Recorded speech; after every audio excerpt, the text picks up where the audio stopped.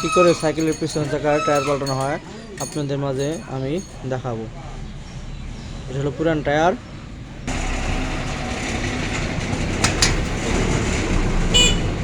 এটা হলো নতুন টায়ার। এখন আমি এই রিংয়ের মধ্যে সুন্দর করে সেটিং করব টিউব দিয়ে, তারপরে হাওয়া দিয়ে সাইকেলে ফিটিং করব।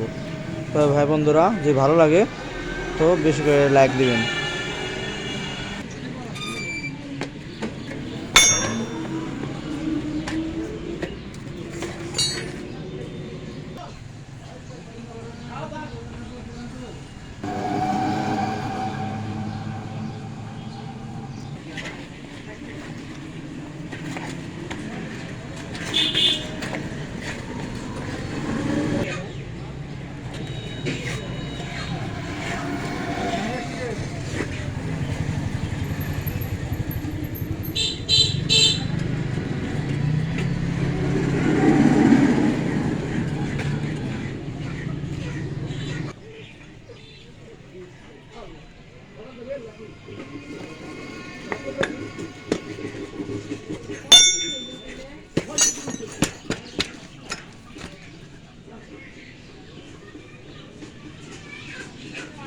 হয়ে গেল আমার সুন্দর করে চাকা ফিটিং করা।